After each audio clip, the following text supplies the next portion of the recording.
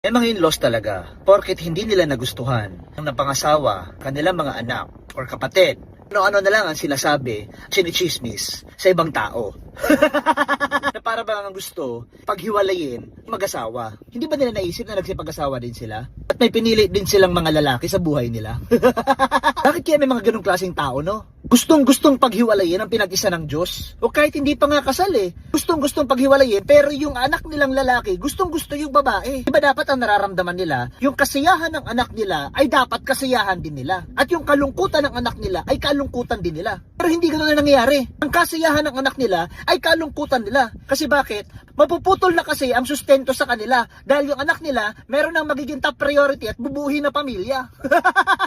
Ang pagmamahal mo pa talaga sa anak mo ay base lang sa sustentong binibigay nila? O mahal mo talaga sila dahil sa anak mo sila at gusto mo sila na maging masaya ang buhay? Tapos pag maghihiwalay ng bahay, mag-asawa o mag-partner, gusto nilang bumukod? Daming drama mga parents at mga kapatid nito.